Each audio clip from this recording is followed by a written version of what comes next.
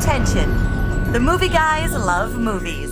Any comments made about how the Ice Bucket Challenge is being done all wrong are purely for entertainment purposes only. Woohoo! Take that, ALS! I just saved $100!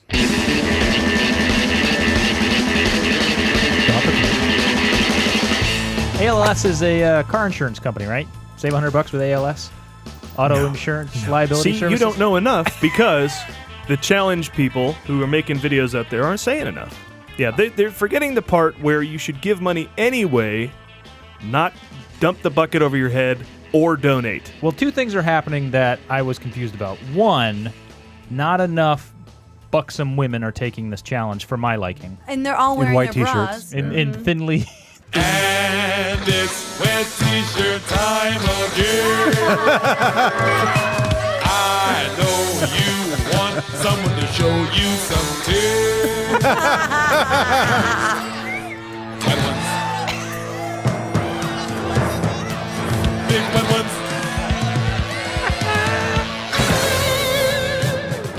I was really hoping that that's where this would spin off into. I really thought that's the where... porn actresses should totally do that. When people started posting their videos, I thought, this is where it goes. Everything goes to pornography. But I was confused about the rules of I did not know challenge. this till you told me. I was like, oh, you dump a bucket of water over your head, and then you've cured it. Yeah. I thought you were trying to emulate what it feels like to have it. That's why I thought they were doing it. No, Now that would be weird. I was like, oh, I see. Yeah, this sucks, so let's help them. Hit yourself in the back of the head with a hammer to simulate Alzheimer's. It's the waterboarding challenge. You got that one. It's the waterboarding to challenge. defeat terrorism. We should stop terrorism. Yeah, that'd be This hilarious. sucks.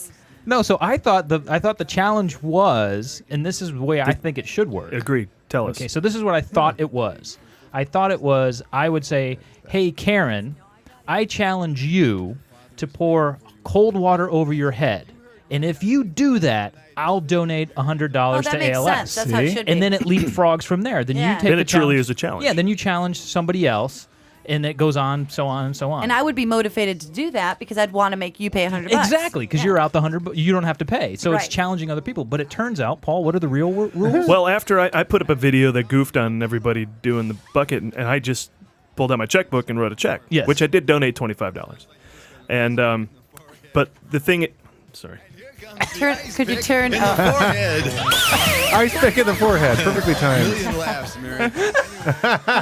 Million laughs, Mira. But yeah, it turns out then someone posted, no, you donate $10 and do the ice, or you'd have to do $100. I didn't but see, even no know one ever about- mentions that. Yeah, I knew and now nothing about Steve that. O, of all people, just came out and said, all the celebrities who are doing this are forgetting the real reason behind it. I disagree. I bet you the guys And then he jumped like into Tom it. Cruise and Chris Hemsworth who are doing this are writing a fat check and then just having fun with the water. I worry about the people from my hometown who are like, yeah, bucket challenge, and they like those people are not donating anything. They're like, yeah, I made a Exactly. Facebook video, and they're all excited about that instead of putting up the But the I money. would like to ask the studio audience, did Yeah. they understand what the rules were? I don't know if anyone knew. You didn't know, right, Adam? No, I didn't. I know. I just saw people doing a thing like they would anything. Like all of a sudden, Yeah. lighting your farts is the thing on YouTube, and then everybody's or planking. You know, I thought it was planking. But the thing is, it has raised awareness. I guess that's the overall goal. Oh, I'm aware of. Well, it I now. heard the numbers. Yeah. They've raised something like $4 million. It's in the gone up last- from there, yeah. And compared to this time last year, they're up like 400%. Now- So it's doing what it's supposed to Yeah. do. It just doesn't make any sense. ALS is Lou Gehrig's disease, right? But modern kids don't know who Lou Gehrig is, so they've just changed it. They've updated it. They call it Manny Pacquiao's disease. Welcome to the movie Showcast, everybody. Part of the vast and sprawling Any movie sports guys star, empire. right? Any sports star? Hey, wouldn't this be a great world if insecurity and desperation made us more attractive? If needy were a turn on? You've reached ground zero for all things movies and comedy. We bring the two together right here on our show every week with jokes, rants, sketches, characters, bits, special guests, and more as we broadcast from the Admiral's Club in the heart of Burbank Airport's flyover zone, right on cue. They don't stop making movies, so we don't stop making comedy shows about movies, which means you can get a new show every week. Basically, search the Movie Guys anywhere on the World Wide Web, and we come right up. iTunes, SoundCloud, YouTube, Stitcher, and of course, themovieguys.net. Absolutely free.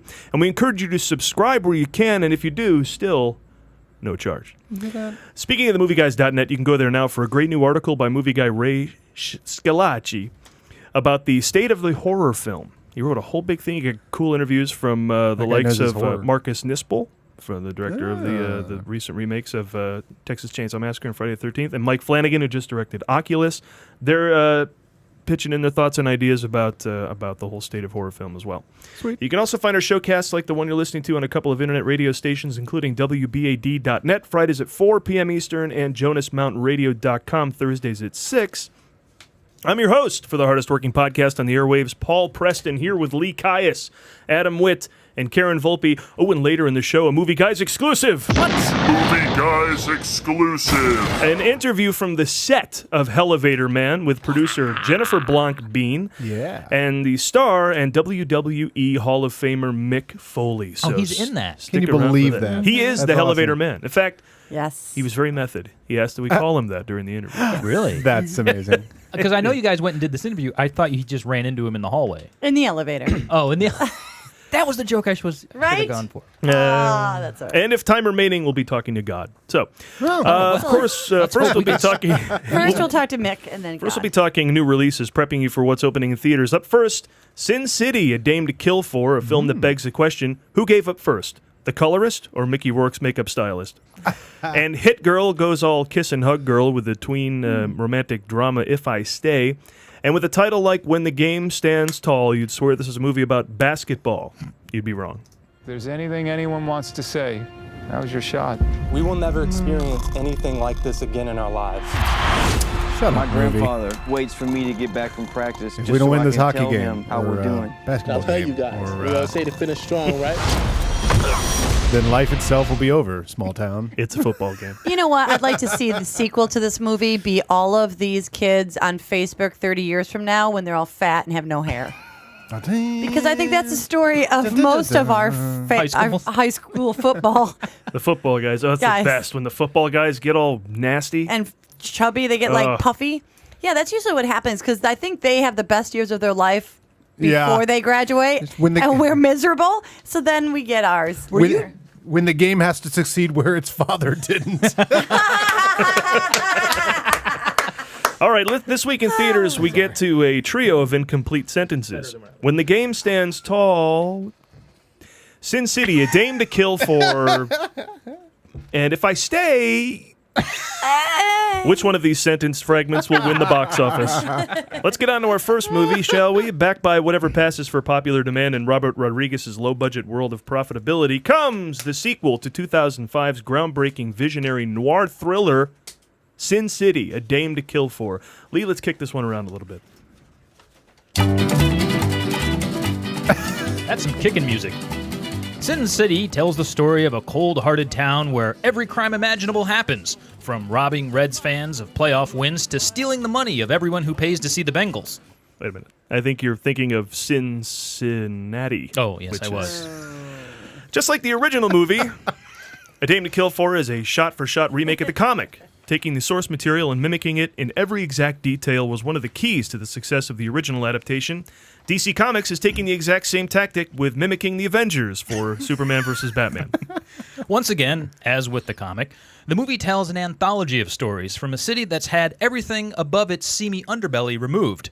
It's a city that is entirely located on the other side of the tracks. It's so faithful to the comic book that a third of the way through the film, there's an ad for X-ray specs, and later the Guardians of the Galaxy show up to eat Hostess fruit pie.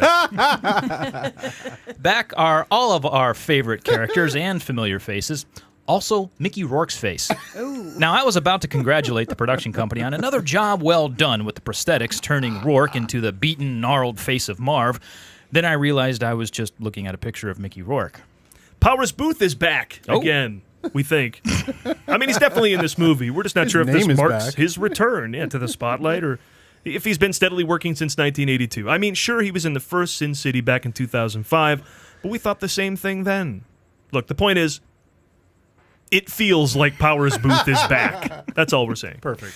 When the original Sin City was released, Robert Rodriguez was so adamant that the comic creator Frank Miller be credited as the director because he insisted that this movie was simply adapting his panels, that Rodriguez quit the Directors Guild of America over that. Frank Miller then went on to take sole director credit on The Spirit, proving the Directors Guild was right. And that Sin City clearly had only one director. But here's some direction that was never given by Robert Rodriguez. Can you tone that down a bit? Because this is a movie that it's impossible to overact in. A Dame to Kill For. A title that has feminists already sharpening their pencils in preparation to write protest letters to the studio. I'm sorry, Paul, do people still write letters? Yeah, wouldn't they just fire off an email? Forget it, he's rolling. All that for that. Although it's subtitled A Dame to Kill For, the dames seem to be the ones doing all the killing, as the red band trailer shows a girl giving a guy the old Steve Martin. The what? Oh, well, she shoots an arrow through his head. Ah, there you go. That's A Dame to Kill For. I think that's called a Manny Pacquiao now, because kids really don't know. The old LeBron James? The old LeBron James. Skidoo. So you just update the name. I'm excited to see this. I don't know if I'll see it in the theater, but This reminds me of Dick Tracy, only without all the singing. yes. It is kind of, you got dude like Karen Yes, has that's what it lodged reminds you of. a comment on that. there is a guy whose head looks like Jabba. The guy looks like Jabba the Hutt in this movie. That is not Powers Booth. No. Okay. That sounds like the guy who shot somebody. Am I thinking of the president? James Booth. Wilkes Booth? Yes. Wilkes Bar. John Wilkes Booth. John Wilkes Yeah, Booth. that's His brother James. Very nice. Yeah, this looks fun. his brother Edwin, friend of the show. Edwin James. He's an actor. Edwin Booth? James. Yeah. Yeah, this Almost. looks like absolutely a movie I would not see. Really? Did This you is not see not the for first you. one? We you will not pick enjoy up Did the you your first like slack. Dick Tracy?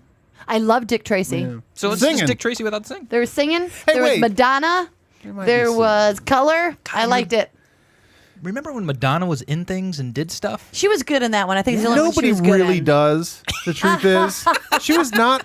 She was good in Dick Tracy. Talk about could not and buy Desperately your Seeking way. Susan. Oh, that's right. I liked her Sure, in but that. she's like a minor character. You know, she's like the little minor. Maybe character that's in the way Desperately they Seeking. should go. Sure, supporting character. She was good. fine. Hey, She was I'm that in going to Dick put Tracy, this too. out there because I don't want And to it give succeeded. Madonna too much of a hard time, but I love me some Gloria Stefan, but she was just not good in the one movie she tried, and she knew to get the hell out. Not everyone should act. No, and that's a girl I love her, and she was just like bad, and she was like bye, and she was with Meryl Streep. What and movie she was was she like in? fuck it, Music of the Heart. Music of the Heart. The drama about the woman who brought music to the inner city schools in the New York area, directed by Wes Craven.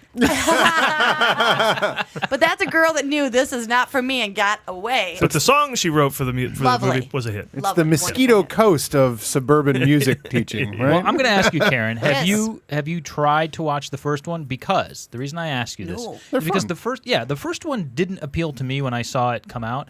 But if you watch just 5 minutes of that, you really do get sucked into that world. So I'm just going to say, give it a shot. Here's the do. thing. Yeah, I think you would like about it. It's so over the top that it's so noir Yes, that that's there's no it. gray. It's literally black and white. It is like that much of this sort of. It's playing on its noir edges. Like it just plays them. It wears them like a big old suit in every scene. So Big yellow suit. like a big Dick Tracy. yellow. I like it. Yellow Because- hat and a watch. You Yeah. can talk. Because it lets you off the hook. It lets you off the hook of having to be too critical about either the performance or the writing or anything. Because it's not camp. I don't want to use the word camp, but it's so deliberately stylized that you can just enjoy the fact that, it's not trying for an award. It's not trying to be anything. Also, it stars everybody. There you like go. like Rodriguez has found a way to shoot all these people in a day. So like he gets like every star. Like everybody returned to this. Yeah. But yeah. Yeah, even dead characters. I'm Curious to see what he does there. Yeah, Bruce Willis died in the original. Yeah. Marv died in the original. I think so. I think so. Yeah. But Marv was so tough. I'm surprised he probably just shook off that death and got kept- back up to have another adventure. That's true. No, it mimics the comics though. In the comics, I think the And I was gonna die say and about come back and tell being old that it adventures. was supposed to be like a shot for shot of the comic. The only thing that makes me nervous about that is I suck at reading comics. He doesn't no do Well, they don't literally put 6 images up at once and have you choose. There's no thought bubbles. I don't They like actually that. go ahead and play it scene by Does anybody else scene. have that trouble? The or- Maybe it's a boy thing, but No, no, I no, have no, I've heard that trouble from other fucking people. knowing which way, and then there's Oh, words. yes. I don't know what I'm reading. Tim Burton used to say that when they Makes was me making Batman. He crazy. goes, "I never read comics. I couldn't figure out which panel to read Oh, next." good. More so Right. today than in the old I days. really don't. They're not all doing grid panels anymore. Sometimes it'll just be like a bunch of pictures you're supposed to put it together. Once upon a time it was a grid. Yeah, yeah. Once upon a time, you went left to right, and then down one, and then left to right, and down one, left to right. See, no. Yeah. All right. Well, Well, the that. movie will, I can tell you, put all those images in an order Yeah. for you. It will. There you go. You know, And it'd be in fun fact, if the 24 of them a subtitles second. were written like comic books. All They right, just up popped next. All right. Oh, wait, one last thing. One last thing. Oh. Joseph Gordon-Levitt is in the movie. I just want to have Yes. Oh, well, Man Lee's- boner. Lee's boyfriend. Okay. Does Tom Cruise know about Joseph Gordon-Levitt? Lee? No, Paul, and if you are a friend of mine, I'd appreciate you to keep that to yourself. Okay. Now, Man Boner Magazine, have they covered either of this? That's a great They name both for a had magazine. covers, but they don't tell each other. Man Boner, the podcast. That's awesome. Where we talk about Hugh Jackman and Joseph Gordon-Levitt. Tom Cruise. And you have a man boner for Mel Gibson, don't you? I do. All right. See? There's nothing wrong with Can't stop that. liking the guy. I know. And clearly he can't. I mean, he could sever his wife's head, OJ style. And I mean, He's not going, but Right? he has it. I still like him. Easy. He's like, I got to make the beaver. Easy. Apparently YouTube's listening. Easy. Oh yeah. Uh-oh, don't upset YouTube. Up next, the story of a high school girl who meets a boy who accepts her as she is. Then she faces a terminal situation and recounts her story in a series of voiceovers. I swear we just saw this. Well, it was released, but we didn't actually see The Fault in Our Stars. No. But it does sound similar. This, however, is If I Stay. Karen? You say I only hear what I want to. Who's ready for some Chloe Grace Moritz sex? Awesome. Moritz plays a young girl named Mia and reportedly lost 2 years to play the part in this film, which is based on a book. That means that it is, in fact, a movie, Paul. Yes, but Lee, this is the second week in a row following The Giver that we've had a young adult fiction novel adapted into a film. So I don't think we're seeing a trend here so much as a genre. If I Stay is a title that seems to hint at the likelihood of an audience sitting through the entire movie. Mia falls in love, as Mias often do, with a young boy named Adam. Both of them come to a common conclusion among 17-year-olds that they will never meet another person for the rest of their lives. Now pay attention here. Let's play a clip. Honey, you might just be staring down the barrel of greatness. So try to stay open to it. Don't go closing any doors on yourself. Is this from The Game Stands Tall? How come you never written a song Is he for talking me? about himself? I'm writing about things that made me happy. That would be really Is he talking annoying. about anything? We could No. just go to college together. It's very inconvenient to fall in love at your age. We're talking over Especially them. if it's People the might real get thing. confused what Promise the me. movie's about. No matter where you are, I'm no gonna matter stop where listening I to am. movies. This sounds We'll great. spend next New Year's Sounds together. really good.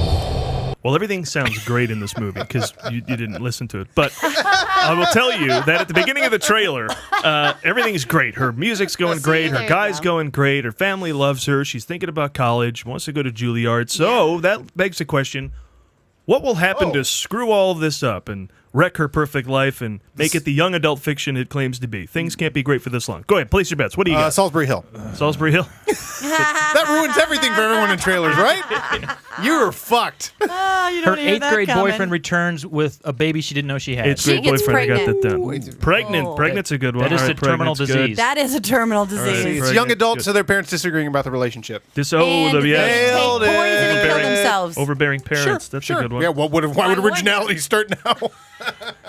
One of them thinks the other one's dead and then kills himself. Somebody's harboring a secret from the other. Ooh, One secrets. is a woman who's Could really tear a them man. apart. They're both men. One They're is both secret. men. They're both gay. He One of fails. them's Joseph Gordon-Levitt. All right, here we go. Let's see what happens, shall we?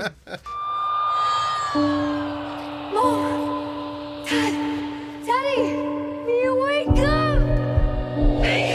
Am I dying?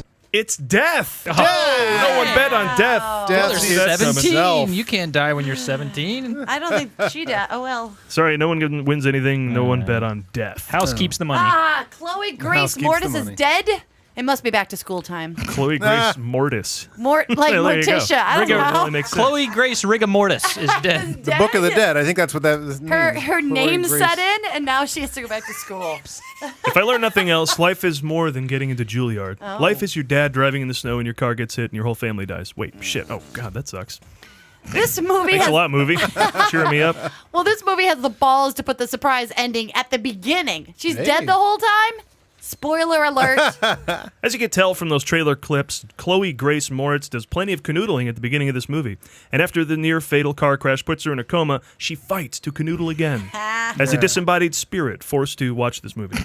Like Ebenezer Scrooge and George Bailey before her, Mia's given the chance to view her world from an altered state of being, allowing her the opportunity to choose to die or live a life very different than what she was expecting. Crossover children! All are welcome!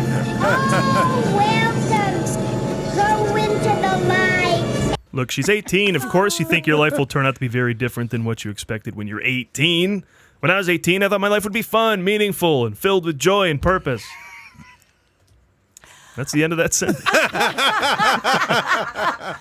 And here we are doing this with you We all guys. looked at each other like, and what's your problem? All right. This is what happens when you write for other people. Ah, that's totally But I you. can't give that joke to That's Kara. totally your joke. Oh, wait, I should have. Shut up. Totally you. The movie. Who wrote all the jokes about Cincinnati? Okay, go ahead. The movie is brought to you by Kleenex, and it's sure to bring a tear to the eye of those who cry at the thought of a loved one dying unexpectedly. Now, there's a safe demographic to target. And Paul, I would like to point out that this movie is based on a book. Lee, we already made that point. Yes, but I just wanted to drive it home because if it weren't, that would mean somebody in Hollywood thought this up all by themselves. Continuing down that road, according to the trailer, the book this movie is based on is simply an acclaimed novel. Notice it didn't say based on the best-selling novel. Now, I'm not sure what the difference is between a novel that is simply acclaimed versus one that is best-selling. I mean, can't they both be found at the airport bookstore in Denver? So how does she get out of her coma? She kicks the shit out of everyone. So you want to play? Who are you? I'm Hit Girl. There you go. This movie doesn't even want us to talk about it. No, this movie's like, fuck If you. I stay. That's... This will work for who it works If for, I right? stay. Look, you've quickly turned around. You're not pissing on movies anymore. No. You don't like that it's August, do you? You wish it was July again, don't you? Or May. I love it. I love it. Well, Sin City is a nice little dovetail out of the summer. I love that there was kind of two bonus superhero movies because I was like, as soon as Guardians came out, I was like, all right, well, that was a good superhero summer. And then you got Turtles and now Sin City, and you're like, oh yeah, there's like still more kind of fun to be had. But definitely August fun, those two movies. Yeah. August is when you release a Punisher or a Hellboy. The first Sin City came out in April, I think. Yeah, April's another one of those slots. Yeah, April was like a Blade 2 slot, too. April and August. Going back to If I Stay, not that we have to, but I was going to bring it back for a second because it took us exactly 20 seconds to get out of it. Sure. When I saw this trailer, the one thing I thought of is the girl's 17. She's on the cusp of going off, and she's with some guy. When you're 17 and your parents fucking die, you go where the parents are. There's no question that you want to stay with your parents. It's just... Oh, wait. But she dies, too. They all die in the coma. Well, she's in a coma, so die. she's a ghost. chooses. She can choose between a guy who's alive, who's 17, who loves her, which all women know that's a bunch of bullshit to get in your pants. Or you could go with your parents who fucking love you and they're dead. She doesn't know any better. I think everybody would go with their parents. Why would you but stay what if around Heaven's here? a bummer? You know, like she doesn't know. What if Heaven's a bummer? It's Oh, $2. Uh-oh. you've read? Go, and it's like sliding doors, but with death. Oh. So she makes a different decision in the second book? It's like a choose your adventure book. She dies or what Choose your adventure. Well, Oh, so wait, clearly. she's choosing to have... No, she's in a coma in this movie, right? Yes, but Yeah. she's deciding whether she should die, let herself Have die, or died. fight Oh, yeah. and to live again. Gotcha. to canoodle with a 17-year-old again. boy. So you say don't invest your entire future in the 17-year-old musician? Yes, that's what I say. I don't think there's a lot going on there? Bad investment? It's all you can do when you're a 17-year-old girl to keep a 17-year-old boy out of your pants. I think true love of your parents is stronger than that. Wait, Just now- from a girl's point of view. Now, here's something we never do. We've been getting a lot of mail about this movie. And we'd like to take this opportunity to answer some of the... I'm What? talking about getting in my pants, and they moved right along. Did you see how I did that? Slid right off. Did you Paul did you is not, a vicious timekeeper. Did you not wrap up that point with a strong period? I mean... I can't wait to listen back, because I think she did. Yeah. And that's exactly my point. Oh, what, you're moving on? I wasn't done. And another thing, Paul. But you guys always have something to say about what I say, and that one time you didn't. Usually you give me shit at that point. What's wrong with you? We have no time for You have no time for that. We have viewer mail. Oh, We never have Look, viewer I'd love to mail. get into getting into your pants. But we keep getting this this mail about this movie, of all the movies to get mail. Oh, yeah? So I want to take the opportunity to answer some of the letters that people have sent. Cool. I'm curious. Here's the first. Dear movie guys, can I jack off to Chloe Grace Moritz yet? Well, there you go. That's an interesting How old is question. she? If you're her age, you can. 17, right? Or- If you're a 17-year-old, you can, can't you? Yet or again?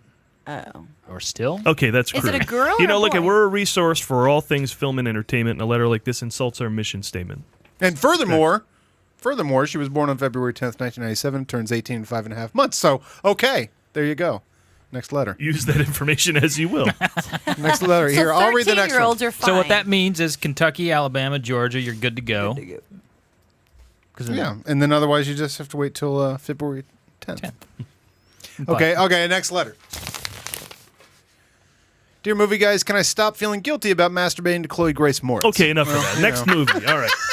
Finally, we should devote some time to When the Game Stands Tall, a film that is coming out this week. How tall is it, Paul? Adam, let's act as if we know this movie's coming out. Here we go. Hey! Hey! I should have gotten my. Okay, dickhead movie, I'll bite. What does your fucking title mean? Let me guess, it's the last line of an inspirational speech by a coach, or maybe just a wise janitor that missed his big chance. Bet it all makes sense in the moment, but not while I'm contemplating how to make fun of your movie. It really is a generic title. I think I've already accidentally called it Tall Stands the Game. When teams stand and deliver. Standing tall with your team. A game of standing tall. He who stands tallest wins. On a tall stand stands the game. On a tall stand stands the game stars Jim Caviezel. Oh, hey, where are you going? Don't leave yet. The movie tells the true story of De La Salle High School and their amazing 151-game winning streak. And if you think that record is impressive, you should see the string of tail the quarterbacks of that streak pulled. That streak also fell and has been reserved for a more entertaining movie. This cast is a veritable who's who of who? But with Caviezel in there, you know this film is going to get a little Jesus-y.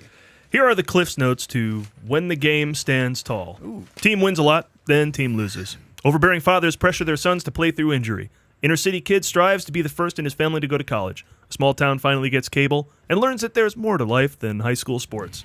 A mentally challenged kid gets in the game and makes a big play. Everybody learns something. The end. Because football is just that important, isn't it? Football is technological. 20th century. Football is played on a gridiron in a stadium.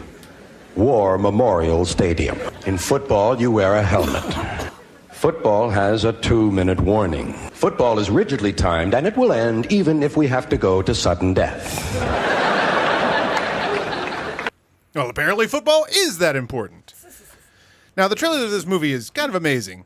They lose a game, break the streak, and heart attacks and death literally start running rampant in this small town. I think this would almost be better as a horror movie, don't you guys? The story about a town cursed by the devil himself and forced to continually win high school football games or otherwise perish in a lake of fire. They have to win to live, and for 11 years, the coach valiantly kept the town alive until that fateful Friday night when the scoreboard brought the fate they all feared. When the game kills you.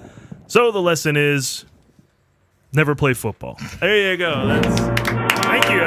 That may not be the lesson they were going for. That's what I get out of it. That's what I got, yeah. Boy, I hope we interview a wrestler. This week sucks for movies. I know, right? I'm not even a Sin City fan. It's just this. I think that most of the time I don't like movies about football. They just never have been good. And the only one I've liked is A Blind Side. So that's and that's saying not really something. about football in a way. That That's might kind be of why. It's certainly the most popular. Yeah. That was a huge hit, and the Oscar nominations, and the whole deal. And a win. I don't know. It always just seems like a bunch of people being mean to the kids. I don't know why What's I the think difference that. between The Blind Side and Radio? Radio is What the is? handicapped kid gets Same- in. And Oh, makes I thought it was a joke. I'm like, tell me, what is the difference between Blind Side and Radio? Is that the same story, but one's a... I don't know Radio. No, all that. Radio is about. Radio is with Cuba Gooding Jr., right? Oh, Okay. yeah, and for he sure. plays. Oh, he's from Snow Dogs. Yeah, he plays a mentally challenged. Gay You know, boat. his career has earned you saying that. His career has absolutely earned you going, oh, chill factor. Like, sure. I just know his I'm dog going to be in a huge movies. war epic. Pearl Harbor seems right. Cuba. No, but he plays a mentally challenged either equipment manager of a football team that ends Oh, up yeah, kicking yeah, a field yeah. goal or something. Oh, okay. Yeah. If Rudy were retarded. That might be a good movie. We should As accurate as that is. We should dump a bucket of ice over our head to stop inspirational sports movies. How great would that be? Let's do it. That would be awesome. But Karen's right. There's no good football. There's probably 3 decent Wildcats. baseball movies. Baseball movies, right? But Well, Friday Night Lights. that's if you include Wildcats. Yeah, right. What is that But, like- Wahlberg one? Is that one any good? Where he's a Philadelphia Eagle? Invincible? Is that what it's called? Oh, that's right. Never seen it. Yeah, he plays a real life character in that, right? Jamie. Has anyone seen Any Given Sunday since the theater? Nope. It was on. I bet you that movie's horrible. I bet you that movie's so bad. It was on just the other night, Was and it? it is horrible. Oh. I just Is it saw really? one scene of Cameron I mean, Diaz and Al Pacino. Yeah, and it's her at her worst, Al Pacino at his Screaming and most yelling. screaming, and it's Most Oliver screaming. Stone at his worst. I remember liking Jamie Foxx in that movie, though. But Well, it's just that- yeah, weird it's that kind they of don't have the NFL's backing, so you got all these crazy teams like the Porpoises or whatever. You know, it's weird. Yeah, they had that in Last Boy Scout, too. Yeah. That's my favorite football movie. Last Boy Scout. There you go. They are the Stallions, the LA Stallions. That's fictional twice because there's an LA football team. All right, now there are plenty of shots in this trailer of the team praying. Oh, sure. They're from the Midwest, so it's probably the first thing kids try to do to end a losing streak. Actually, this is California. Oh, is it really? I wrote that in there because I thought we discussed this was from Iowa or something. Oh, well, it feels seems like like an Iowa Feels story. like doesn't it would be. But either way, you know. They're not going to be in a winning streak from L.A. You got to be in the heartland. I think right? they're actually from like Pasadena. Oh, wow. Shut up. Yeah, De La Salle. Yeah. Yeah. Anyway, I wanted to correct that because I did write that because I thought it was like. Retraction. Yeah, I mean, no, it seems like it. The trailer seems like it, right? Yeah. Because of what you're talking about. Well, we wondered, what bearing does religion actually have on sports with these kids doing all their praying? So we thought we would go right to the source and interview God to find out who he has money on in the next UFC match and what he believes Cleveland's chances are this year. And we have him on the ISDN line, so please welcome, ladies and gentlemen, it's God. Oh, it's going to sound good. Hello, movie guys. Can you hear me? Is the Oh. connection clear? Very good connection. Yes. Excellent casting, Paul. Hi, God. Hello, Adam. Hello. I recognize your voice. Now, as you may know, sports stars and coaches are very religious. There's always a prayer in the locker room before the game at halftime, and the first thing any player says after winning a big game is that they thank God. So the question on everybody's mind, God, is, do you root against certain teams? Oh, yes. This is a little embarrassing, but I don't really follow sports. Oh, okay. That's weird. Well, actually, all of my follow-up questions are about sports. Well, I don't know what to tell you, Paul. I put aside 10 minutes of time here for this, so feel free. Go ahead with whatever else you might have. Oh, what's your favorite movie? I know, right? We do ask What every movie guest. can you that. watch over and over? Oh, God, Book 2. The second one. I knew it was this. Okay, December 23rd, 1972, the Pittsburgh Steelers are losing to the Oakland Raiders during an AFC divisional playoff game. Steelers are trailing in the last 30 seconds of the game. Pittsburgh quarterback Terry Bradshaw throws a pass to John Fuqua, who was immediately hit and lost possession of the ball. Ball falls on the ground. Steelers fullback Franco Harris scooped it up, ran in for a game-winning touchdown. Were you involved in that play in any way? Oh, all right. So let's make sure I know what I'm talking about here. Football is the one where you kick the black and white ball up and down the field. Well, for the rest of the world, no. Here it's the pigskin. Adam, that sounds a little racist. No, wait a second, God. The Immaculate Reception. Right? That wasn't you? Paul, are you sure you don't mean the Immaculate Conception? Because that was me. Wait a minute. Dwight Clark in the end zone? You didn't have anything to do with that. Dwight Clark, the country singer, right? Yeah, but what about O.J. Simpson winning the Heisman? O.J. Simpson. Oh, yes, I've heard of him. Is he an athlete? Well, yeah, and he killed 2 people and got away with it. Oh, yeah, that guy. I didn't realize he played football. I know him from his murdering. Look, God, it's pretty obvious you don't know much about sports, but we'd like at least one exclusive from this interview. So, do you answer athletes' prayers? Well, I do hear them sometimes, usually when the team is trailing at their intermission. Halftime. Halftime, yes. And, well, I am a big fan of LeBron, and he's great and all, and I want him to do well, but, I've spent countless hours delicately creating all of life form as we know it, and I mean to say that's pretty impressive too, don't you think, gentlemen? Ladies? And probably the thing I should be spending more of my time on. I mean, have you seen the majesty inherent in a daffodil, Karen? I love daffodils. All right, listen, one last thing. What about Tim Tebow? He's been known to say things like this. What comes over you with 5 minutes to go? Well, first and foremost, I got to thank my Lord and Savior, Jesus Christ, and thank my teammates. Oh, yes. I've definitely heard of that young man, and I've fulfilled my plan for him to become a football commentator. Now, if you'll excuse me, I have to go dump a bucket of ice water on my head, or I'm out $100. I accept your challenge, Oprah. All right, there's God, everybody. That's good. That's quite an exclusive. That is exclusive. You know, I know that I thought Oprah was God, so I'm confused. I think it's Oprah spelled backwards. No, That's Harpo. That's dog. Harpo. Oh, no. Dog. Also has God. Movie Guys exclusive. There you go. That was God. All right. Thank you, God. Now, you know, there are many people who've been compared to God. You may have heard the phrase Clapton is God. In the right circles, you will hear Foley is God. And we have our interview with wrestling legend Mick Foley and Jennifer Blanc-Biehn from the set of the Blanc-Biehn production film anthology Hellevator Man. Nice. We talked all about this new project. And speaking of exclusives, Movie Guys exclusive. we got a couple straight from the mouth of Cactus Jack himself. true. So please enjoy our on-set chat with Jennifer Blanc-Biehn and Mick Foley. And we are back with our celebrated guest segment of the show, and we're doubling up this week. Let me tell you who we have here. Jennifer Blanc-Biehn started her career on Broadway. Awesome. Went on to appear on TV shows like The Mommies, Party of Five, Dark Angel. For the better part of the last 5 years or so, she, with her husband Michael Biehn, has produced and appeared in numerous feature films through Blanc-Biehn Productions, becoming a mini mogul of sorts here in Hollywood. And also Mick Foley, a WWE Hall of Famer and best-selling author who's gone on to throw his body around in new rings, including appearances on TV, stand-up comedy, and will now appear in Hellevator Man, produced by aforementioned Blanc-Biehn Productions. So, welcome both. There, we'll give you the round of applause you've got coming. So, outstanding. Tell me about Hellevator Man. Jen? Well, Mick, first of all, I just want to say thank you for saying my name right. Most people say Blanc-Biehn. Oh, really? And so thank you for that. I'm glad you cleared that up for me as well. Yeah, you're going to be working with her for a while. I'm going on the first name basis. Jen. I haven't tackled that combo with the hyphen yet. Yeah, if you're watching on YouTube, because some people listen on iTunes, you'll see that Mick is in character. He's dressed up for work. By the way, we're from speaking the of set. character, don't refer to me as Mick from this point on. I am the Hellevator Man. He must be the Hellevator Man. So when I ask what the Hellevator Man is, it's you. He has become me. Oh, I become him. This is the Hellevator Man, literally. So the Hellevator Man is an anthology. Okay. And Mick is has graciously chosen to accept the invitation to come and be this. He looks very distinguished, I think, in the outfit. And what Mick is doing is basically representing, he is the voice, he is the spokesperson of this anthology.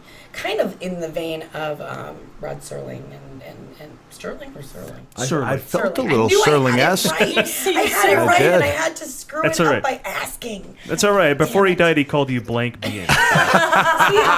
Call him Sterling. Call him Sterling. Well played. Well played. It was well played. I just want to say also go check out Mick too, because he's not wearing his mask from when he was Mankind, and he's very handsome. He is. Very he cute. is. You can't see it under the mask. Not for Can nothing. Now you're going to see a little more. We had a distinguished. breakthrough moment here because when Jen was talking to me about wardrobe, I said, I have to warn you, I make good things look bad. I said, I don't know you have your work cut out for you as far as wardrobe. And this is honestly, I'm not exaggerating. This is the first time in years that I have seen myself in a mirror and said, can I take another look at that? Like, I actually held a mirror, and as ridiculous as I thought this hat would look, I was like, I'm wearing this thing, you know? Totally. And then You need to own the that. suit came up, and all of a sudden, I stopped being Mick Foley, and I became the Hellevator. You are. And we have to thank, I have to say, Mandy Pauline, who threw this together so quickly. Basically, Mandy's been with us since The Victim. So Mandy Pauline did this. She really put this together quickly, as Mick knows, as I know, because we were trying to figure out dates and times and around. He's doing a comedy tour right now. I mean, he's busy, and this was thrown together, and I'm proud too. I have Looks to say, great. I'm proud. Yeah, they Looks really great. worked around we wanted to work together. We've been wanting to work together for the last 15 months since we meeting, met. and we had this in plans for the last 3 months, and it literally got to the thing where I was saying, I've got between 11 p.m. and 6 a.m. I've got 7 hours, and we're making it work, and we're fitting in this interview, and also we did a Vine where she spat red vines I was under the impression that she said, "Do you mind?" She's very polite about. Like there's gonna be like a drop of liquid leaving my mouth and touching you, and I said, "Yeah, I'm okay with that." And it was just a mass of red goo. Yeah, and it was about 3 times. I think you guys might have witnessed this. Yeah, but I learned something. You were there, yeah. I didn't know red vines became bloody goo after mixed with what? Who knew? Just with, I mean, I don't know. I have no idea what was in there. I think it was water. I think it was just water and red vines. Well, that's comforting, isn't it? Here, I don't know what this is. Put it in your mouth. Was it just me, or was that fairly hot in a really surreal way? I think it's this outfit. When they said we're going to need another take, I wasn't fighting it. I was like, I kind of enjoyed that. A hot chick just drool on me. Yeah. I mean, I spewed in his face. And I'm sure worse has Can we go with a different verb choice, please? I did not spew. I spit. I projectile spit it. Spat. Yeah. I projectile. You're replacing the awkward word with equally awkward words. She spewed. Not spew. What's the word I'm looking for? Jizz. That's the word I'm looking for. Red vines in his face. In a projectile-ish. Well, you do realize Blair manner. We are in Van Nuys, and that's the valley, so you could be doing all sorts of spewing. I really and could be doing all kinds of things. I had a sudden appreciation for what my friends in the adult film world go through. Towel, please. I can't open my eye. I know, and that was the thing. They were like, they wanted like a money shot right here. And so can I pay tribute to the wrestling fans by doing my Terry Funk with an N imitation? Please. My eye, I got it out of my head. My eye, Lawler, you're a bastard. Yeah, I don't usually talk dirty. That's why. He does. This is a privilege. Yeah, very rarely. Yeah, very rarely. Even on stage, I pride myself on dropping one F-bomb and making it count. Right, yeah, because then if you only do it once you know what? in a while. But I think George Carlin, who prided himself on being filthy in a way with the 7 words you can't say on television and all that, but he really only swore when he thought it was absolutely necessary. He was such a great comic that by the time he dropped the word, it had such effect and such meaning that That's right. That's From right. the great. I had to inform Jen. When we'd be talking, she sprinkles her language. I do. She frequently sprinkles, seasons it, do. and she's afraid of offending me. And I said, it's not that I don't like it; it's that I really like it, Right. and therefore I preserve the sanctity of the F-bomb for rare occasions. Yeah, in the Foley bedroom. As a verb. There you go. Yeah. Wait, now let's talk about Hellevator Man one more time, because you say it's an anthology. Now, is it an anthology of shorts, of films, or are you working on a television show? So short films. And what the cool thing is we're putting together a Blanc-Biehn Productions we have something called the Blanc-Biehn Basement, which is www.thebbasement.com, right? So you go there and there's live videos, there's blogs, there's all kinds of stuff. Eventually there's going to be an app for iTunes and, or maybe it's not iTunes, but like for any smartphone or any smart device, right? Mm-hmm. I don't understand a lot about this stuff, but I'm learning.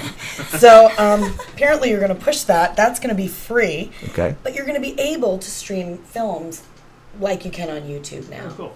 Per purchase or per membership or per whatever.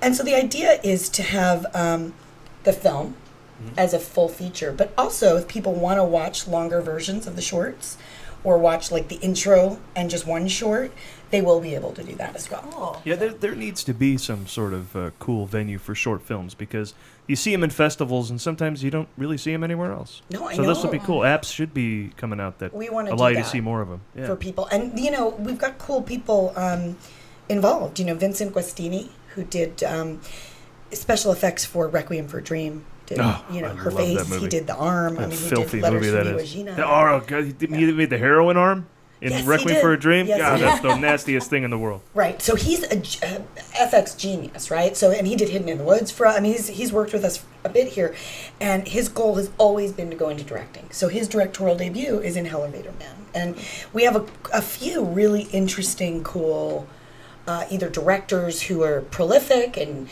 up and coming in the horror genre, or are like debuting in a big way in this anthology. And Mick has, just kind of put the icing on the cake Hellevator here. Man, please. Hellevator Man. Hellevator Man. Hellevator Man. Over here. Call me Mr. HM. Hellevator Man. HM for short. HM. Is this your first film? Because I know I've seen it on TV. Obviously, I've seen multiple WWE broadcasts and live shows. I have been fortunate. I've done quite a few, cameos. I'm jumping out. We did a scene with Willem Dafoe in cool. Animorphs, and I had the pleasure of, dining with him and having him do a killer Marlon Brando imitation. Awesome. I've been really fortunate, but this is a great time. I'm really enjoying myself here on the set. People are treating me really well. I don't mind that I have a hat tipping off the side of my head. Such a good sport. I've had liquid spewed on me in a way I would not have imagined I could enjoy. So I'm having a good time here. It's been a surreal evening thus far. I mean, I think I might even be blushing right now because I do feel like we've put poor Mick here, Hellevator Man, sorry, through the ringer, and I feel like he's such a good sport, but I feel like almost like he might run screaming soon. The obstacle I did not imagine that one of the obstacles I'd have to overcome is that there are photos of Jen's breasts everywhere. Yes. Everywhere. It's true. I noticed that too. I'm glad you brought that up. I'm proud of so I don't have to. No, I did think it was a little odd when Kelly had The Office done with you that they placed we wanted to do the cover of Tristan and my cover on the wall with the pictures inside. Now the fact that they placed it right there. Now the fact that you're pointing, does it mean they have to do cutaways? I don't know. I know. Well, yeah. There's one behind you in that thing if you want to grab it. Oh dear. But basically, if you can, I don't know if you can do that on here. Oh, what do we know? Oh, yeah, you can do anything you want. Right? Who cares? The internet is a free zone for stuff. That's awesome. So, that's Tristan. That's Tristan. So that's Tristan. Go grab another one. Okay. Don't show me Jen's boobs. Just show them. So it's on the wall. Here we go. Oh, right. were you just talking about how uncomfortable you were? Let's put them right in front of your face. I'm not looking. I'm not not looking. looking. On the wall above the TV and the focal point of the whole room, literally center. That's nice. That's the actual cover. Well, there's a nice story involved for you here. guys. Oh, thank you. For both of you. I'm sure Karen would want me to have I love that stuff. I will Are you write it to kidding? Karen. Yeah, I signed it for me. I love that. I will. I'll write it right on the boobs. Are you aware of how Jennifer and I met? No, please tell us. It's a nice story. You know the damsel in distress, right? Sure. Well, that was me. The dance. In New York City, lost and confused because I could not find the studio I was supposed to be taping a television program in. And it was fairly late at night, and a party of revelers had just gotten out of a building, and a lot of wrestling fans, but no one willing to help me. And so when Jennifer came by, all she knew was she saw this guy who clearly was not happy, and she said, "Can I help you? You look lost." And she didn't literally take my hand, but she figuratively took me by the hand and brought me to the studio. And I learned her name, and then I sent her a tweet, and she had no idea who I was, and started getting that, the collision of universes thing where like, whoa, Jennifer did a nice deed for Mick Foley.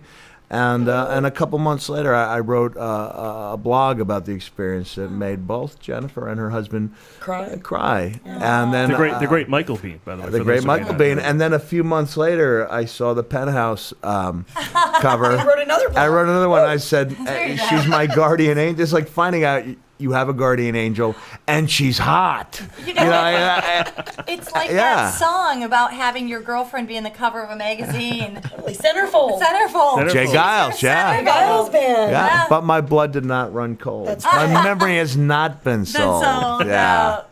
There she was, your homeroom angel. Your homeroom angel. Pages in between. On the front page, on the cover. Yeah, I mean, it was... that cracked me up and made me smile ear to ear. But the initial blog, what I said to Mick was this, or Hellevator Man, or HM, but I did call him Mick at the time, was... He was Mick back then. I was. Yes, back then. That has all changed up until a few hours tonight. ago, I was Mick. And now he's forever Seems like a long time ago, though. But... Nothing but love on the set here. Nothing but love. Totally. So, but what I had said was like, this is like common human courtesy. Like we should all see each other, Yeah. hug each other, embrace each other, whatever it is, help each other. And the fact that he was so touched by it was wonderful because it shows what kind of person he is, but it also shows the lack of humanity It's not common. that we're dealing with too, and that's a And I big issue thought, going on. yes, and I thought the best way to draw attention to that would be to play an inhumane character. Exactly. He spews torrid stories about evil people in elevators doing nasty I was things. just gonna say, if you're walking down the street and you, Mr. Hellevator Man, walked up to me, I don't know if I'd want you to help me. Right, Right? He does look distinguished, so I'd be a little That's scared of the true. gloves, though, because the gloves There's could no be like blood on hiding, them yet. No, but they So could be it's hiding good. the fingerprints, and then that. would What's be a even problem. scarier is I'm about to start doing mime. Oh no! That The is white awesome. gloves. I'm trapped in a box. The white gloves have taken over. I love his mime too. It's like it's like aggressive breakdancing. mime. It's aggressive breakdancing mime. It's like in your face. It's falling apart. Things are falling I apart. know. I knocked over the mic. He's miming aggressively. What's going on? What have you done? Hey, well, let me ask you this, because we ask this of everyone who comes on our show. What is your favorite movie of all time? Of all time, the original Rocky. Followed. You can't go Good wrong one. with First that. time Good we've one. gotten that too. Yeah. Followed closely by Elf. I love Elf. Oh my God. I've seen Elf 30 times. 30 times? 30 times. so 30 brilliant. times. I love Dad. I love you, Dad. I love you, Dad. Are you as Let's have a tickle fight. Jennifer, are you as fascinated? I am fascinated by the pictures because the way his pants are, you just see all crotch. And the way Totally. that- I It's can't amazing. look away. I can't just look see away either. little green jacket and then giant yellow crotch. Totally. But I have to say what I'm most obsessed with. Yeah. Let me hear. So, like, I can't even get the image out of my head. Is when he's trying to go up the escalator. And he keeps trying. And excuse me. And he lets people in front of him. Right. It's such a brilliant move. Stretched. Wow. Because he stretches his legs out, right? And part of him goes up Stretched like it is. in those pants. Such a joy. I'm losing my mind, but I literally love that movie. And Michael did something like that the other day, and I was like, "You're like Elf on the thing." I was like, anyway, I know nobody's laughing. No, I will. I love it. I'm laughing. It's a brilliant move to do a Christmas movie. That's what you got to do next, because then every year you get the residuals. Speaking of which. Ding, ding, ding, ding, ding, somebody ding, ding, ding. knows What? something. Somebody knows somebody Yes. who's a subject and a producer in a Santa Claus A friend movie. of Hellevator Man? A friend of Hellevator Man. The man I was in my former life Yes. is in a documentary called I Am Santa Claus, which will be out in stores, in theaters, and on DVD around Thanksgiving time, and as a way of helping create grassroots support, and as also a way of creating a reason to wear whatever I want for an entire year. I am wearing something Santa Claus-esque or Christmassy every day for an entire year. Shut so up. That's I am fun. up to day 237. If people want to follow my quest, they can go on my alternate Twitter site, which is @FoleyIsSanta, and they can see that I'm up to day 237. know about this So thing. the Go big there. thing for me when I saw Jennifer and I were meeting for the first time since that night in New York City, I said, can you have someone take a photo of us meeting, because I'd like to use that as day 237.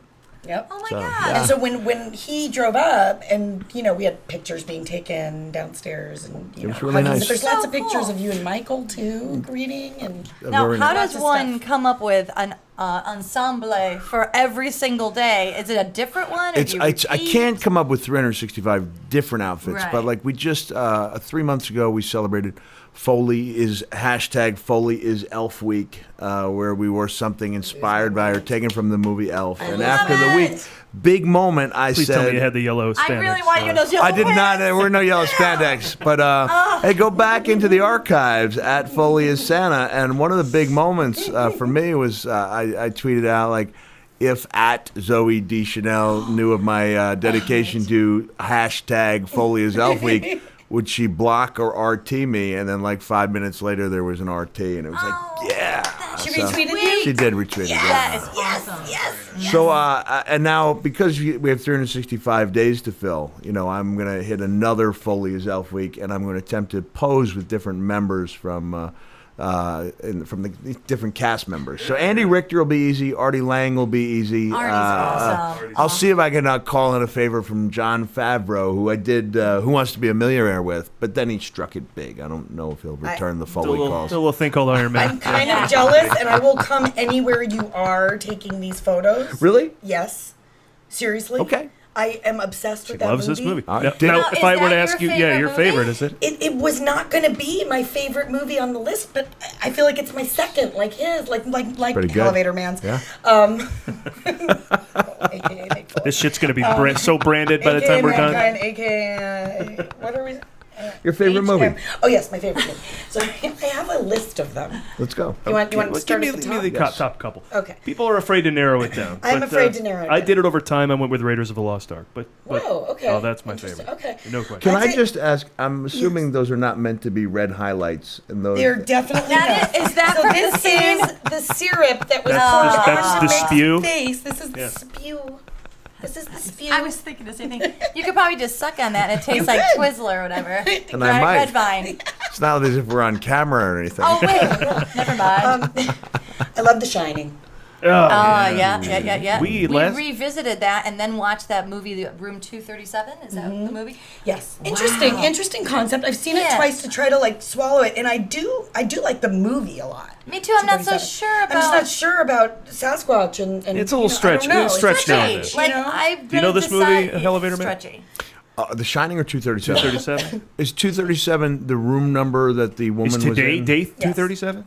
It is 237. Whoa. What? Shut up. This is surreal. That's I was going to drop a rare Foley F-bomb in the middle of the word surreal. Sir effing real. 237, yeah. Yeah, it's a. Wow, it is 237. Yeah. That's crazy. It's a bunch of people who have theories about what they think the movie's about and all these hidden meanings. And after a while, you think they're just a bunch of nuts who are coming up with stuff just to be on camera. Some are a That's just me. stretch. Yeah, real Yeah. stretch. stretch. The movie itself is good. It's just I don't know if I buy the whole the theory behind it. Is the thing. I do love The Shining though, and I do too. love the behind the scenes of The Shining. One thing that they didn't address, which I really think they needed to, was that man in a bear costume having anal sex with that other guy. Yeah, you know, goes but by like towards in the end 2 of The seconds. Shining, when Shelley Duvall's running around Yeah. freaking out, she looks in one door and there's like a guy in a pig head or something. Yeah, I banging forgot a about that. I dude forgot in a about that. I bear always costume. I block it out Yeah, apparently. because it's uncomfortable. You should. Yeah, it's I not. blocked that out. I have a great image in my mind of my son Huey when he was about 5 years old. That's a cute name. He had a long hair cascaded over one eye, and he just. I sent him upstairs with the word red rum written, and he had a butter knife. And he woke up my wife by red rum, red rum. Hellevator Man is an evil. And I'm Hellevator sure your Man. wife liked that. I'm It's a sure little- she thought a that little was scary. fantastic. She's scarred for life. Right? What's another one? So The Shining. I love The Exorcist. So there's a theme. Yeah. I also love Postcards from the Edge, though. Oh, really? Yeah. Love it.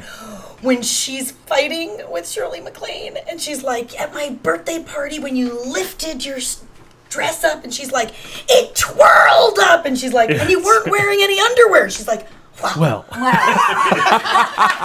classic McLean. Genius. Shirley MacLaine. It's genius. So yeah, and Elf. I have And to Elf. add Well, Elf. after you watch The Shining and Exorcist, you need a little elf. Yeah, but there is a Even theme. things I mean, out. clearly what we're doing is a horror, sci-fi theme in our work, and I do enjoy them. I like thrillers. I mean, political thrillers, all kinds of thrillers. And The Shining is, I guess, a horror movie, but it's also a thriller. It's also a drama.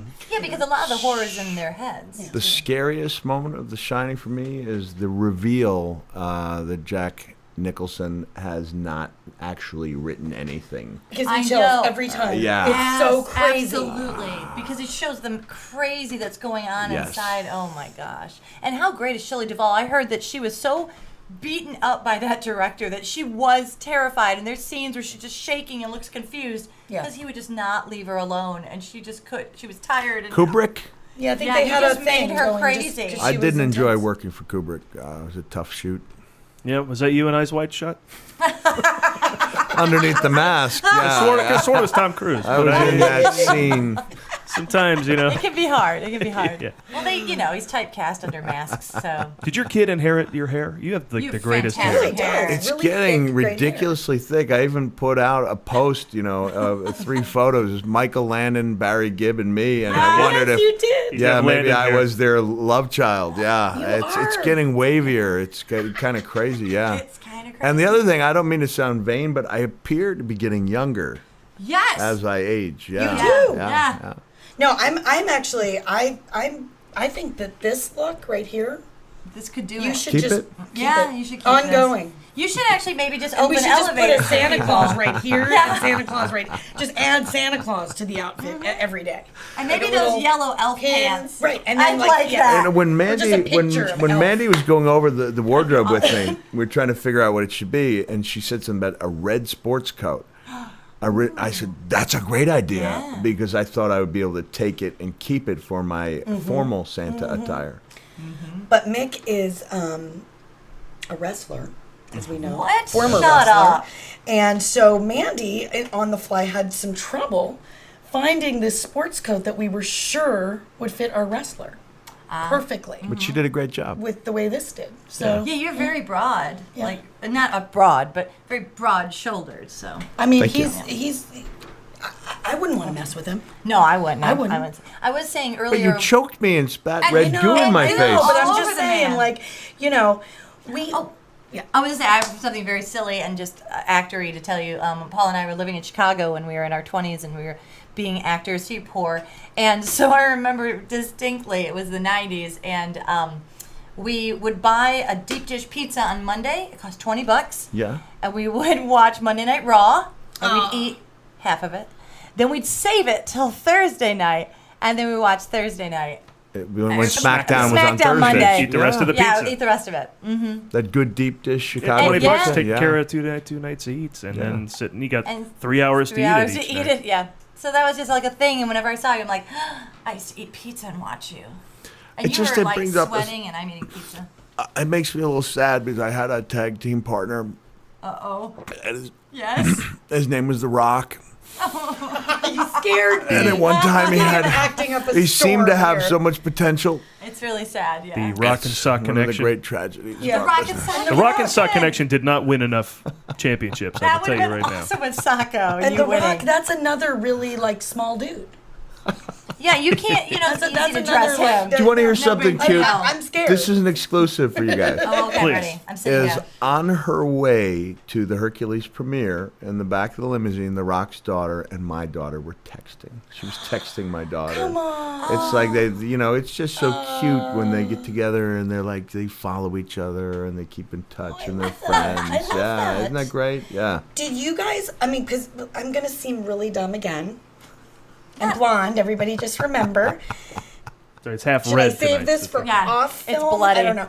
No, it's okay. I mean, did you guys fight each other? Is that what happened? Oh, see, I didn't watch. Wow, Raw. this It's was okay. fun. Kids did. No, that's what made it. Yeah. That's what They made were our a meeting team. very. Hey. She was not basing. No, it's all there's these goes on nothing is except our he's meeting wonderful. and interaction. Yeah, we were very famous rivals who then Rivals, got okay, together to create a very memorable tag team, and the tag team worked because we were such polar It was opposites. great. He Got would it. drive And, The Rock crazy. Yeah, I used to drive Michael's him crazy. 30-year-old twins. Yeah.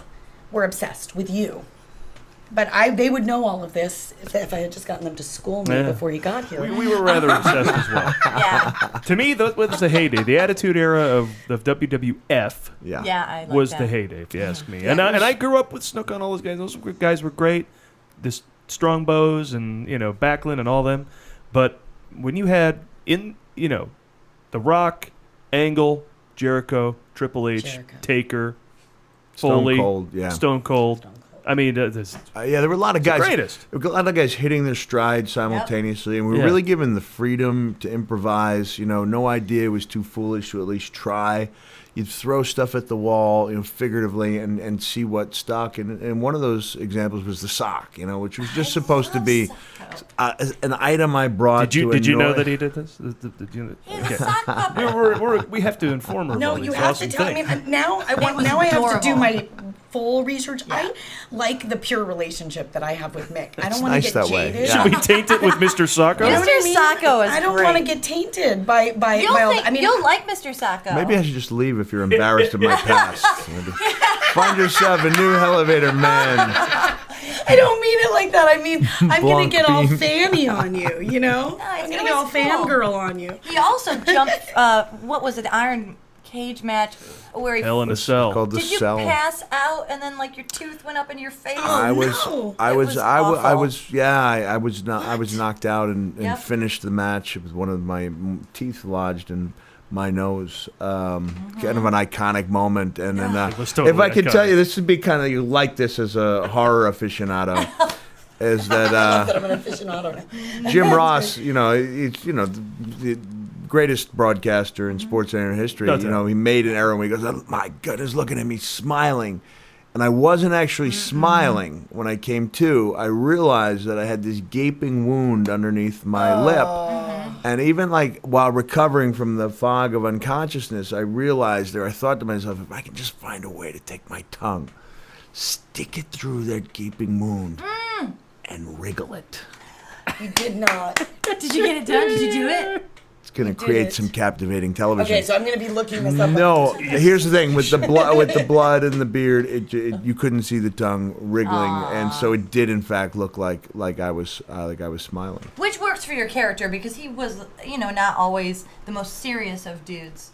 Well, by Hell in the Cell, Mankind was just sort of an enigma and a crazy. Yeah, he wasn't off his rocker, but he was intense. It was after that. I mean, to me, symbolically, when I was thrown off the structure, and I took off my mask. I mean, not to get all deep, but I didn't think this through. That this is the way it would be seen.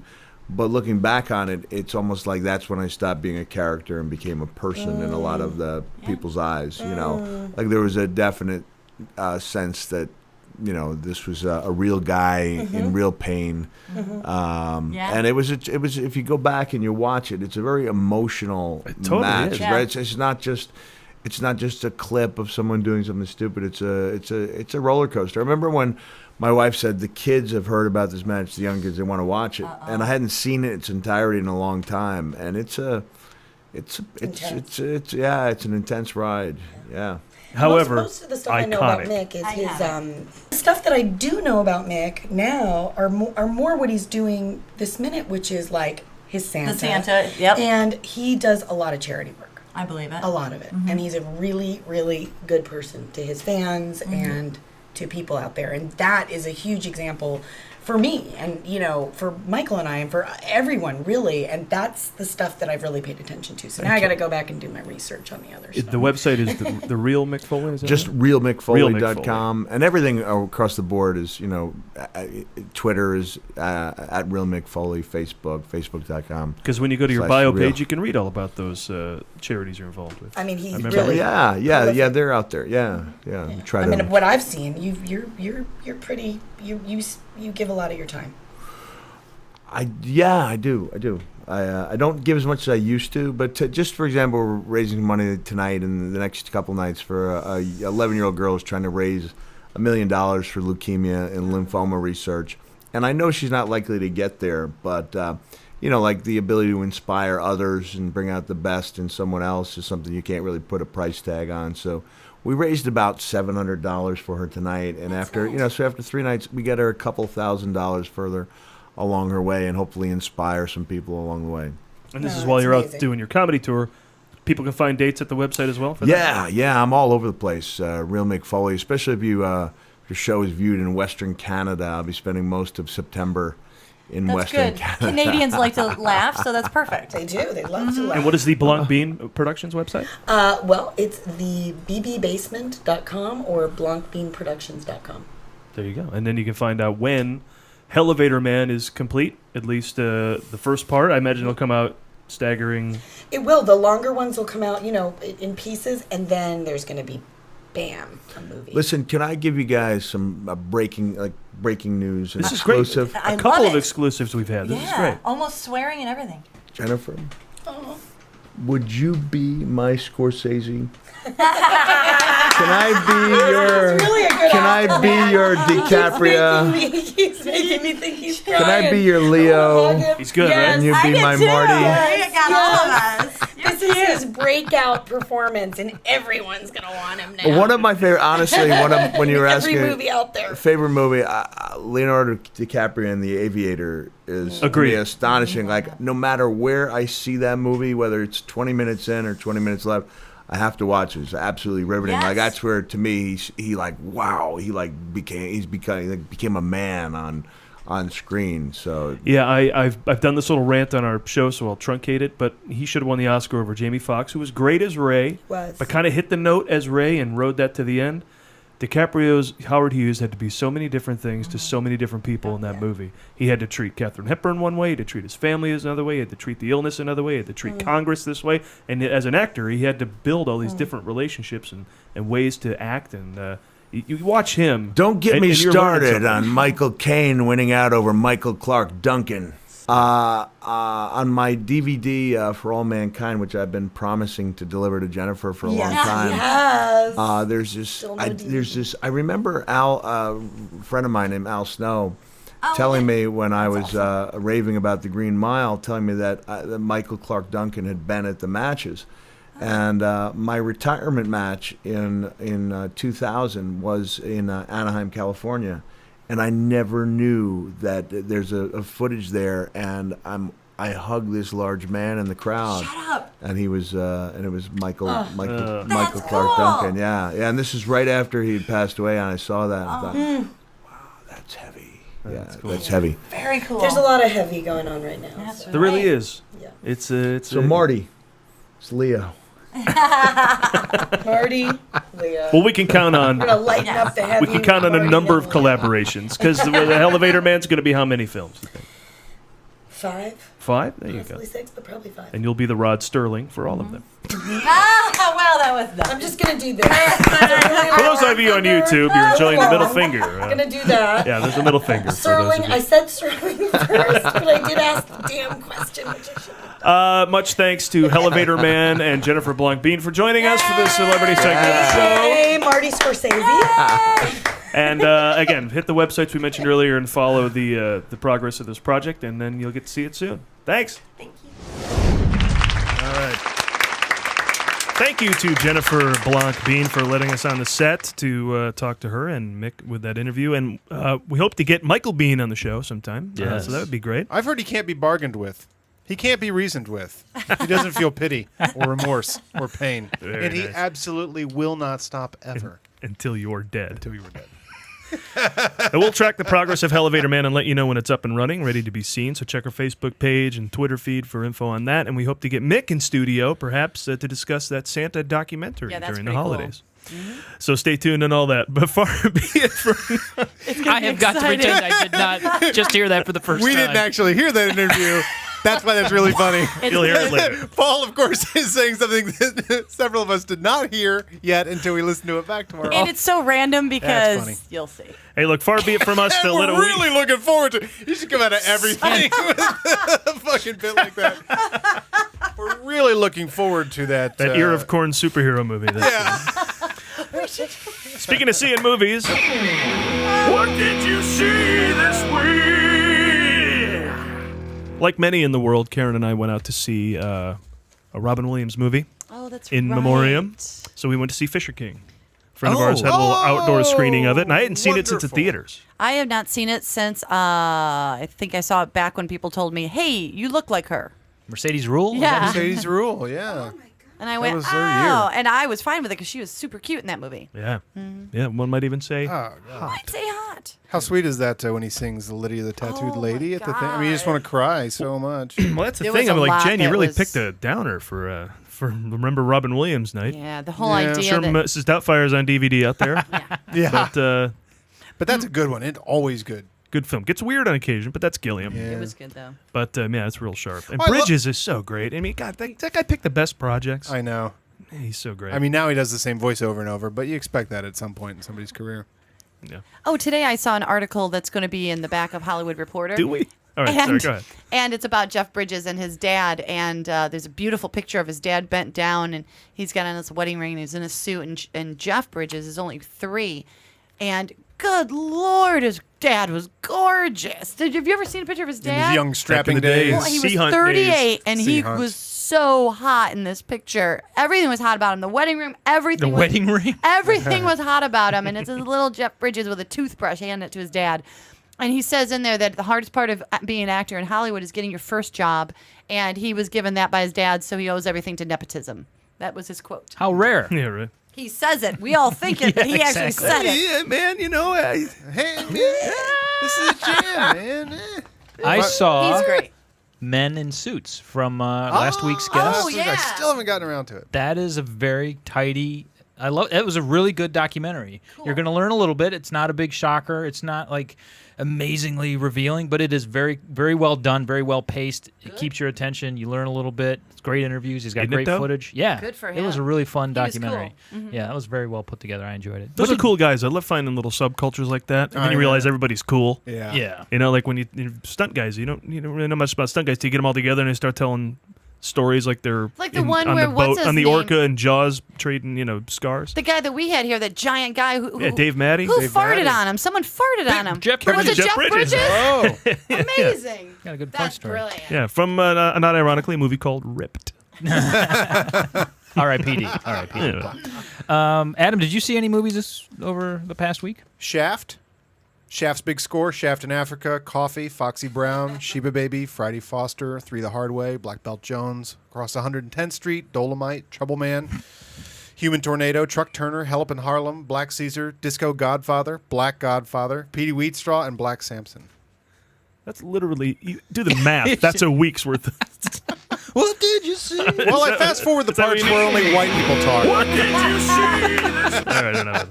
You fast forward through the white people, you can get through those movies in short amount of time. Oh, and I also saw The Expendables 3. Oh. How is it? I sent a tweet out about this.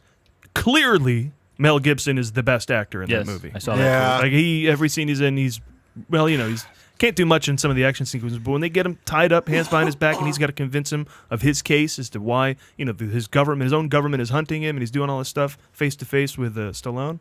He's fantastic. Stallone's like, back at him, but You couldn't see that on the radio, but he just crossed his eyes and his mouth was slack jaw. Now, well, that's interestingly, Mel Gibson, of course, he's only in this movie because he's failed as a person, but in taking these roles. But this is the first time he's been in a movie with Stallone. This is the first time he's been in a movie with like any of these people. Well, really. Harrison Ford. Harrison Ford. Those you're talking about the 2 favorite actors of all time. They share any screen time?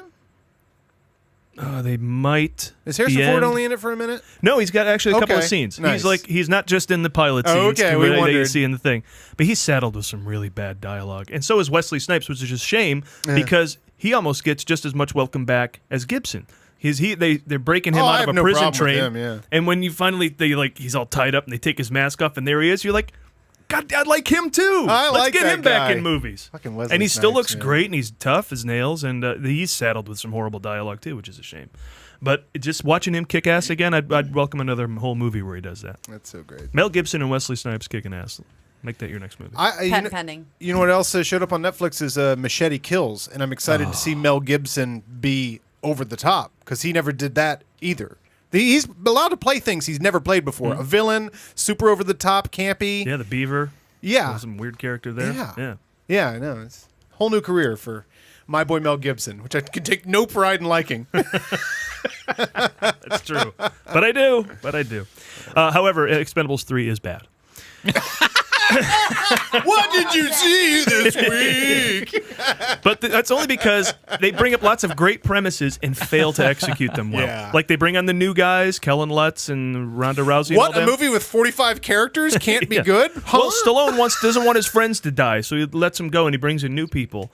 And they have an idea that we're going to do this clash of like young people who use technology and old guys who use brute strength, but they just do it poorly. It's a great idea that doesn't quite Wasn't happen. that movie about going and working for Apple or something? with Vince Vaughn. Interns. Yeah, this is the internship. Internship. Oh, Only with like interesting. beating With people up. bullets.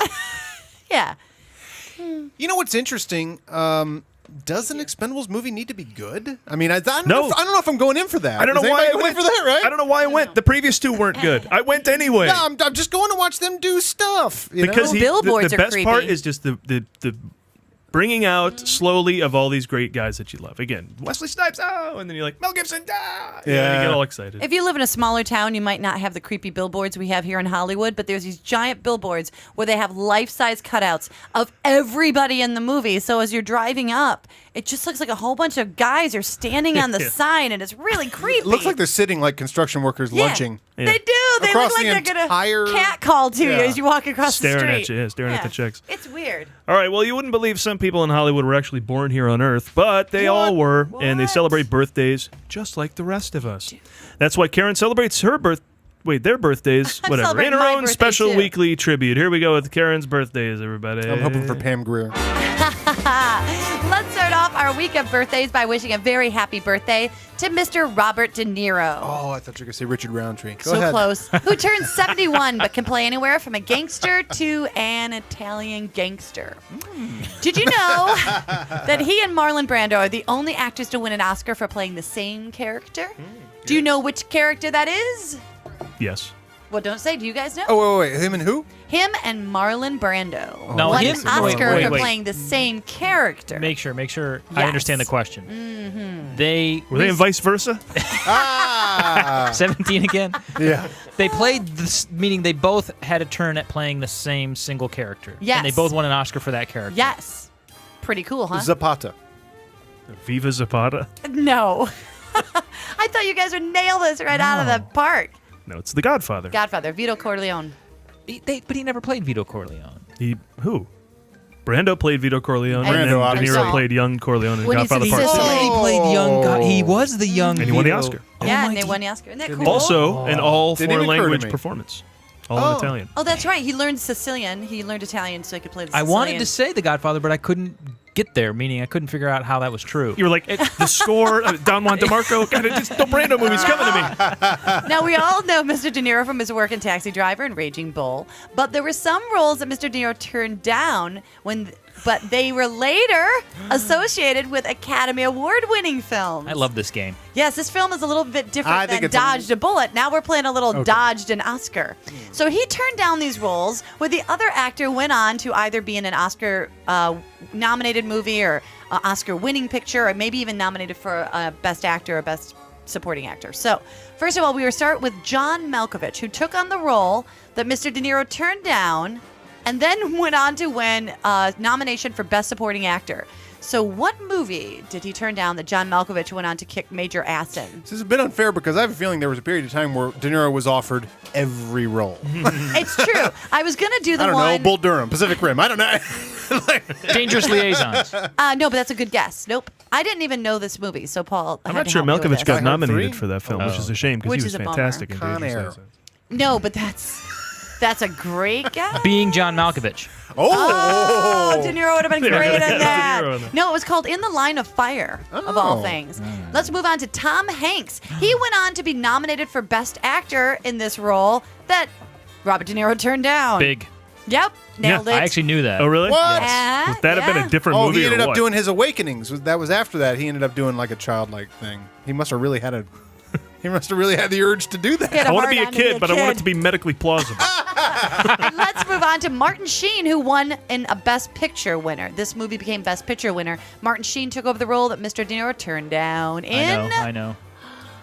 It's a deep cut. Spawn. Apocalypse Now.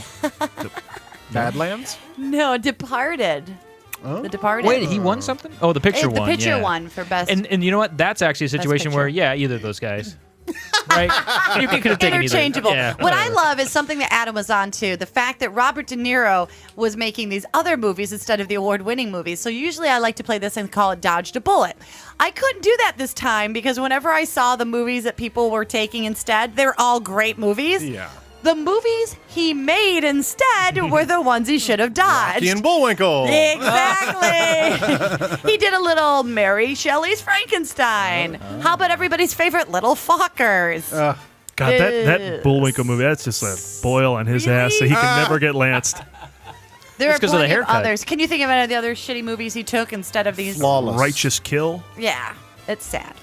Let's also continue to wish What's a a happy memory on you? Now- Righteous Kill. Now, Mr. De Niro, Jesus. please I do thought not. it'd be Heat too. Do not pass away after we get Oh, it's your true. We're hard mentioning time. bad movies about the guy. Oh yeah, I everything. still like you, and you're Everything great. he does is great. Okay.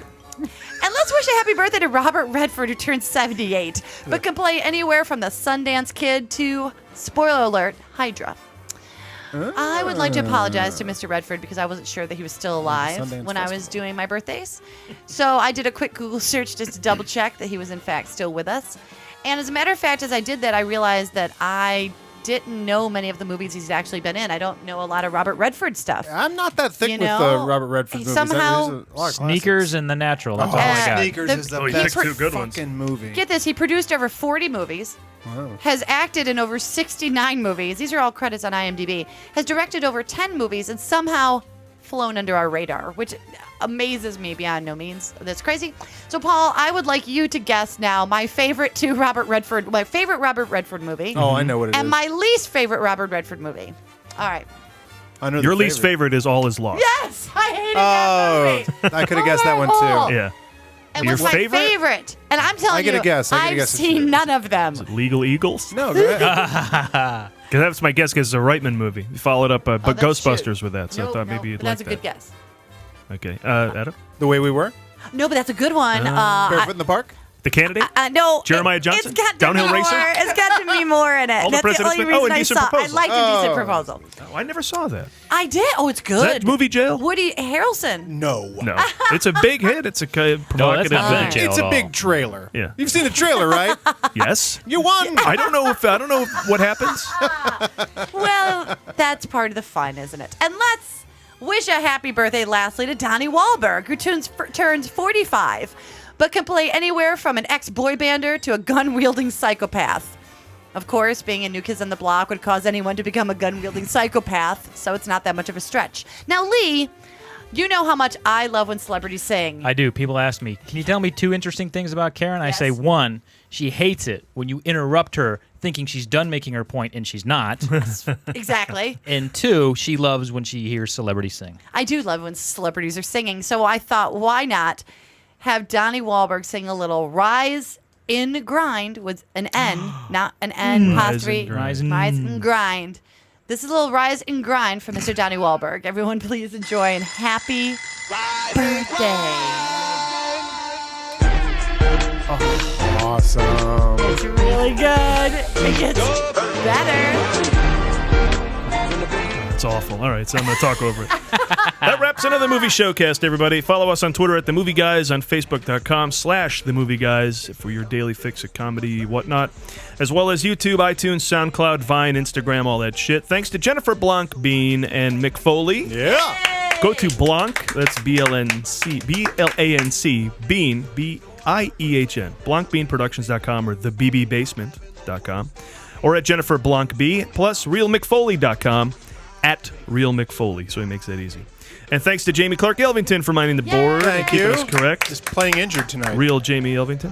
And to Steve Schultz for his writing contributions to the show every week. And remember, you can always find everything we're up to at themovieguys.net. We'll be back next week for more new releases, including something we're excited to see, Pierce Brosnan kicking ass again in the November Man. Hope that's good. We will see you then. What an August movie The November Man is. I know, it's amazing. Get that joke out early. All right, show notes. I'm going to do them over the song here. What do you guys think worked?